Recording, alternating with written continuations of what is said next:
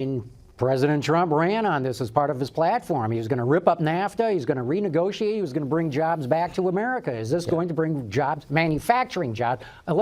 This is an automotive show. Is it going to bring automotive manufacturing jobs back to the United States?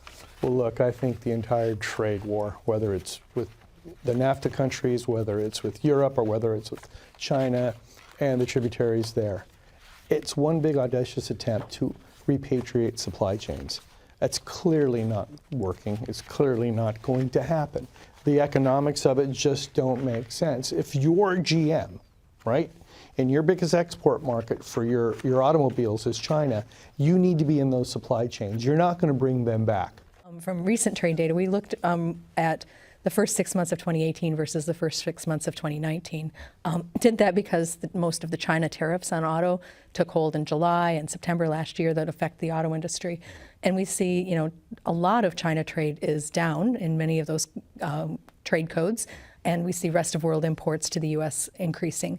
And I thought, well, is any of that coming from Mexico? A lot of it is coming from Mexico. So we see not a resourcing back to the U.S., but a resourcing to Mexico. And she really makes just a fantastic point. The broader trade war, right, is resulting in supply chain shifting, not to the United States, but out of China to the rest of the world. That's why you've seen the trade gap with Indonesia, Vietnam, Malaysia actually increase. And I'm not surprised, and I'm sure neither are you two, that Mexico's been one of the prime beneficiaries of the trade war that's broken out with China. Mm-hmm.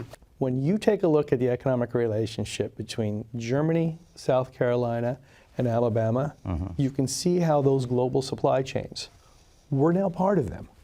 You can't do this without creating undue risk, excessive uncertainty, and cause unemployment to increase. This is just the reality of the world we're in now. Well, when we looked at all of the tariffs and trade policies all added up on the auto industry, it adds about $2,750 to the cost of each vehicle. A domestically produced vehicle goes up about $1,900.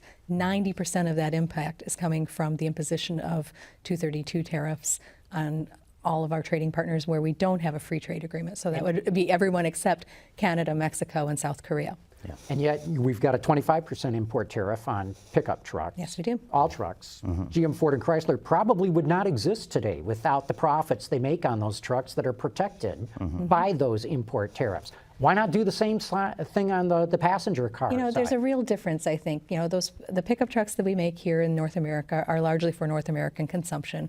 They're not produced in other vehicle markets. The supply chain's very regional here in North America. All of our cars and CUVs are on global platforms.